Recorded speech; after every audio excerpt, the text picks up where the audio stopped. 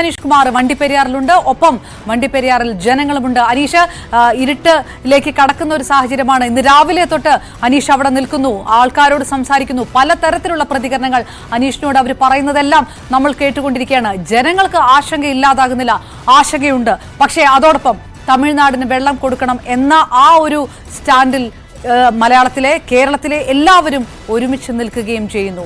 ഏത് തരത്തിൽ ആശങ്ക അവർ പങ്കുവെക്കുന്നു, ഇപ്പോഴും പങ്കുവെച്ചുകൊണ്ടിരിക്കുന്നു അനീഷ്?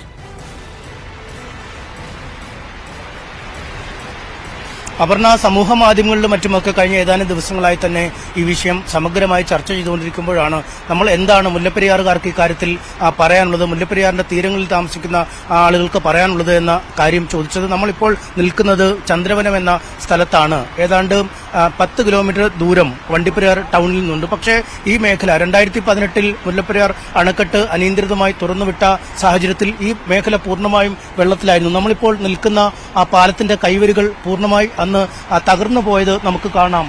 താഴേക്ക് നോക്കിയാൽ പാലത്തിന്റെ അവശിഷ്ടങ്ങൾ കിടക്കുന്നത് കാണാം. ഒപ്പം എതിർവശത്ത് ആ വീടുകൾ തകർന്ന ആ വീടുകൾ കാണാം. ആ വീടുകളൊക്കെ അന്ന് ആ വെള്ളം കയറി നശിച്ചുപോയ വീടുകളാണ്. അവിടുന്ന് ആളുകൾ താമസം മാറ്റുന്ന ഒരു സാഹചര്യം പോലും ഉണ്ടായി. ഇത്തരം ആണ് ഓരോ സമയത്തും മുല്ലപ്പെരിയാറിൽ ജലനിരപ്പ് ഉയരുമ്പോൾ ആ വെള്ളം തുറന്നു വിടുമ്പോൾ അത് ജനജീവിതത്തെ എത്രമാത്രം ദുസ്സഹമാക്കുന്നു എന്ന കാഴ്ചകളാണ് നമുക്ക് കാണാൻ കഴിയുന്നത്. ഈ സമയത്താണ് മുല്ലപ്പെരിയാറിൽ വീണ്ടും ഒരു അപകടമുണ്ടായാൽ, അല്ലെങ്കിൽ അണക്കെട്ടിന് എന്തെങ്കിലും അപകടമുണ്ടായാൽ ജനങ്ങളുടെ ജീവിതം ഏത് രീതിയിലാവും എന്ന ചോദ്യം ഉയരുന്നത്. നമ്മൾ ചൂരമലയിൽ കണ്ടതാണ്, ഉരുൾപൊട്ടിയപ്പോൾ എത്ര ജീവനുകൾ എടുത്തുവെന്ന് പെട്ടുമുടിയിൽ നമ്മൾ കണ്ടതാണ്. അതുപോലെ ഒരു അപകടം വന്നാൽ ഒരു തരത്തിലുമുള്ള സുരക്ഷ തങ്ങളുടെ ജീവന് ഇല്ല എന്നാണ് ഈ നാട്ടുകാർ ഓരോരുത്തരും നമ്മളോട് രാവിലെ മുതൽ തന്നെ പറഞ്ഞത്. നമുക്ക് അവരിലേക്ക് തന്നെ പോകാം. വലിയ ആശങ്കയാണ് ഇപ്പോൾ ഉയർന്നു വന്നുകൊണ്ടിരിക്കുന്നത്. മുല്ലപ്പെരിയാറാണ് എപ്പോഴായാലും അത് തകർന്നു പോകുന്നതിന് സംശയിക്കേണ്ട കാര്യമില്ല. അങ്ങനെ സംഭവിച്ചിട്ടുണ്ടെങ്കിൽ ഇത്രയും ജനങ്ങൾ പോക്കാം. നമ്മുടെ ഗവൺമെന്റ് അറിയാവുന്ന കേസ്. ഉറക്കമില്ല. ഇതിന് മേലുദ്യോഗസ്ഥന്മാർക്കൊക്കെ ഉറക്കം കാണുമായിരിക്കും. ഞങ്ങൾ കുറെ ഞങ്ങൾക്ക് ഇവിടുന്ന് വള്ളക്കടവ് തൊട്ട് അങ്ങോട്ടുള്ളവർക്കൊന്നും ഉറക്കമില്ല. എന്തിനാ വെച്ചാൽ എപ്പോഴാ പോകുന്നേ, കുഞ്ഞുങ്ങളെങ്ങോട്ട് ഇങ്ങോട്ട് ഓടും. അതുകൊണ്ട് ഞങ്ങൾക്ക് ഒത്തിരി പറയാനില്ല. 2018 വെള്ളം കയറിയപ്പോ എന്ത് ചെയ്തു? ഞങ്ങൾ ഇതിലൂടെയൊക്കെ ഓടി ഞങ്ങൾ മേളിൽ കയറി. അന്നേരമൊക്കെ ഇത്രയും വെള്ളം വന്നില്ലായിരുന്നല്ലോ. അത് കഴിഞ്ഞ് മേളിൽ കയറി കഴിഞ്ഞപ്പോഴാണ് വെള്ളം വന്നേ. ഈ ഉരുളുപൊട്ടി വന്നാൽ അങ്ങനെ ഓടാൻ പറ്റുമോ? ഏത് സമയത്താണ് നമുക്ക് പറയാൻ പറ്റുമോ? പറയാൻ പറ്റത്തില്ല. അങ്ങനത്തെ ഒന്നും ആയിരിക്കില്ല. അതിനെക്കാട്ടിയും മേളിലായിരിക്കും ഇനി വരുന്നത്. അതുകൊണ്ട് ഞങ്ങൾക്ക് പേടി തന്നെയാ.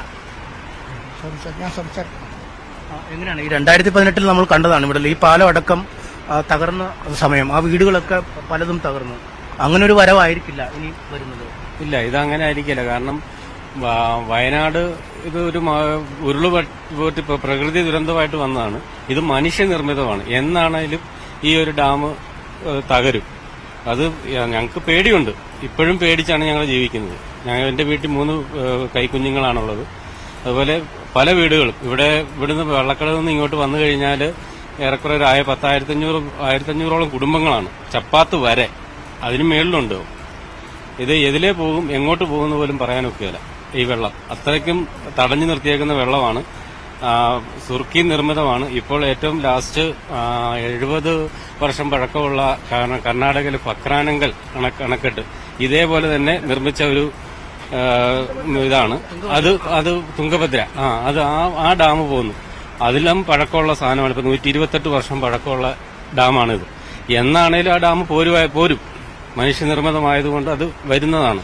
അല്ലെങ്കിൽ എത്ര വർഷത്തേക്കുള്ള വാറന്റി ഇനിയും പറയണം. അതെ, അതുമില്ല. ഇത് 2 സർക്കാരുകൾ തമ്മിൽ നിന്ന് ചർച്ച ചെയ്ത് ഒരു തീരുമാനം എടുക്കുക. അതാണ് ഇതിന്റെ ഏറ്റവും വലിയ ഉചിതം.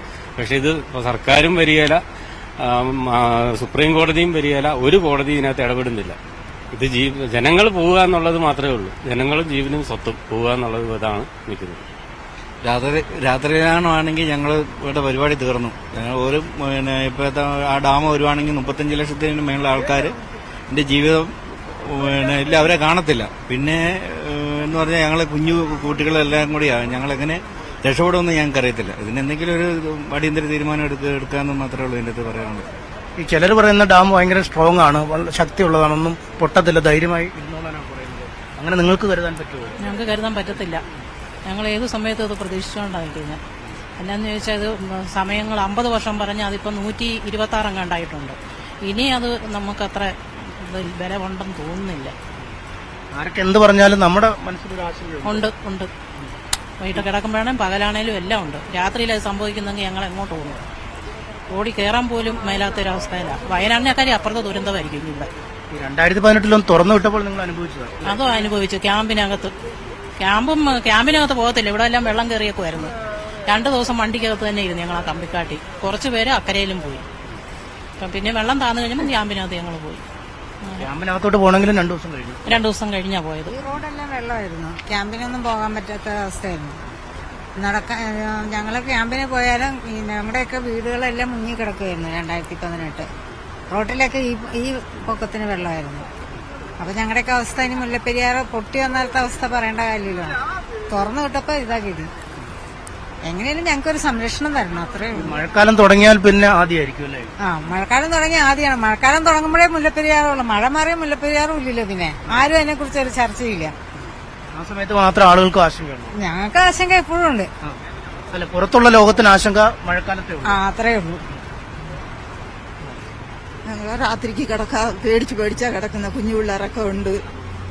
ഈ മുല്ലപ്പെരിയാർ പൊട്ടി വന്നാൽ എങ്ങിട്ട് പോകണമെന്ന് ഞങ്ങൾക്ക് അറിയത്തില്ല. തപ്പിക്കാനേ പറ്റത്തില്ല, എങ്ങിട്ട് ഓടാനും പറ്റത്തില്ല. പിള്ളേരൊക്കെ ഉള്ളതുകൊണ്ട് രാത്രിക്ക് എവിടെയാ പേടിച്ചിട്ടാ കിടക്കുന്നത്. അത് കാരണം കൊണ്ട് ഞങ്ങൾ എന്നാ ചെയ്യണം? അവർ ഉറപ്പായിട്ട് ഞങ്ങൾക്ക് ഇത് ചേഞ്ച് തരാമല്ലോ. ഇത് പോയി കളഞ്ഞിട്ട് അവർക്ക് ചെയ്യാൻ പറ്റുമോ? ഞങ്ങളെല്ലാം നഷ്ടപ്പെടുത്തുള്ളൂ. പിള്ളേരൊക്കെ ഒരു ദിവസവും കിടന്നു ഉറങ്ങണമെങ്കിൽ ഇത് ഓർത്തിട്ട് കിടന്നു ഉറങ്ങാൻ പറ്റത്തില്ല. പിള്ളേർ കാരണമോ?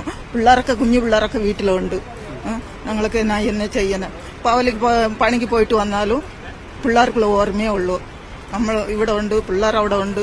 എപ്പോഴാ ഏതാ സംഭവിക്കുന്നതെന്ന് അറിയത്തില്ല. അത് കാരണം കൊണ്ട് എന്തെങ്കിലും ഇത് ചെയ്തു തരണം எங்களுக்கு.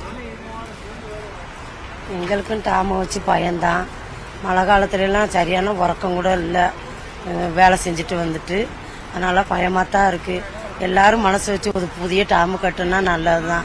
2018 தண்ணி வந்தே எல்லா மக்களும் நாங்கள் ரொம்ப கஷ்டப்பட்டுட்டோம்.